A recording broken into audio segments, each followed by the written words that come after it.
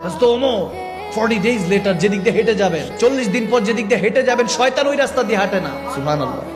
একজন হঠাৎ করে বলতেছেন, নবীজির চাচা হযরত আব্বাস তেনার ঘরের মধ্যে এক কোণা দিয়ে পাইপ লাগানো, ওই যে বৃষ্টি পড়লে যাতে পানি পড়ে যায়, আছে না কিছু, আমরা লাগাই না অনেক সময়, বলে ওনার ঘরের মধ্যে পাইপ লাগানো, এটার কারণে মসজিদে নববীতে নামাজ পড়ার সময় রাস্তা দিয়ে যা আসি কষ্ট হচ্ছে, ঝামেলা হয়। আপনি কি দেখেন না হযরত ওমরের কানে এটা যাওয়ার সাথে হযরত ওমর উট দিয়ে গিয়ে উটের উপরে থেকেই এক টানে খুলে ফেলছেন, কোনো কথা শুনে এক টানে খুলে ফেলছেন, খুলে ফেলে বাস চলে আসছেন। হযরত আব্বাসের কাছে খবর আসলো, আপনার এই পাইপটা মসজিদে আসার সময় রাস্তাতে সমস্যা হয়তো বা অনেক মানুষের গায়ে কিছুর পরে ময়লা পড়ে, হযরত ওমর এটা সরিয়ে দিয়েছে, খুলে ফেলেছেন।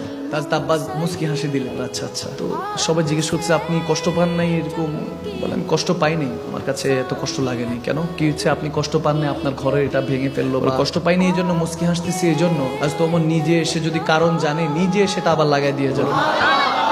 মসজিদ নববীতে গেলেন, খুব আদব সহকারে হযরত ওমর সালাম কালাম হলো, ইয়া আব্বাস আপনি মনে কষ্ট নেন নাই তো? বলেন মনে কষ্ট নেই, আমিও চেয়েছি কয়েকবার, আমিও জানি যে আমার গায়েও অনেকবার ময়লা পড়েছে, আমি চেয়েছি এটা খুলে ফেলতে, কিন্তু খুলি নাই।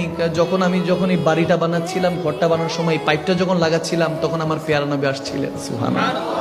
আমার পেয়ারা নবী এসে বলতেছে, চাচা জান আপনি নিজে কাজ করতেছেন, আমিও কিছু করি, তো উনি কাজের মধ্যে এই পাইপটাই লাগাইছিলেন। সুবহানাল্লাহ।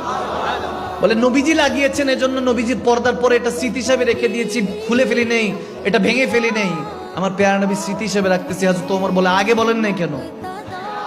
আগে কেন বলেন না? আমি ওমর আজকে দামি হয়েছি আমার নবীকে ভালোবেসে।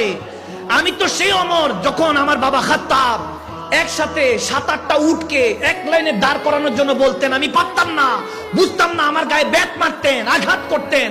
আমি সেই ওমর বুঝ হওয়ার পর, যৌবন পাওয়ার পরও একসাথে 7-8টা উটকে একত্রিত করে করতে পারি নাই।